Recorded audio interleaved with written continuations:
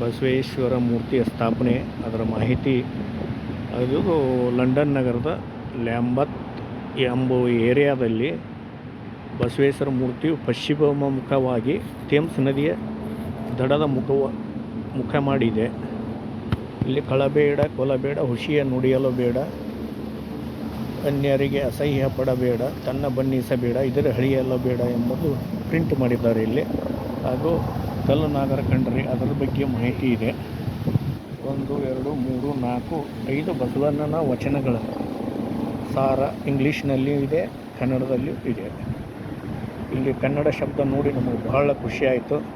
ನೀರಜ್ ಪಾಟೀಲ್ ಅವರು ಡಾಕ್ಟರ್ ನೀರಜ್ ಪಾಟೀಲ್ ಇಲ್ಲಿ ಮಾಹಿತಿ ಇದೆ ನೋಡಿ.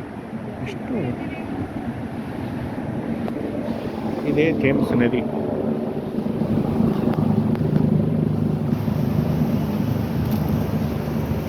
ಮಗ, ಪತ್ನಿ, ಕುಟುಂಬ ಪರಿವಾರ ಬಂದಿದ್ದೇವೆ. ಇದೇ ಬಸವಣ್ಣನ ಮೂರ್ತಿ. ಧನ್ಯವಾದಗಳು. ಇವತ್ತು ಶನಿವಾರ 17/9/2022. ಇನ್ನು ಮುಂದಿನ ಪಯಣ ರಾಣಿಯ ಅರಮನೆ ಕಡೆಯತ್ತ ಹಾಗೂ ಪಾರ್ಲಿಮೆಂಟ್ ಹೌಸಿನತ್ತ.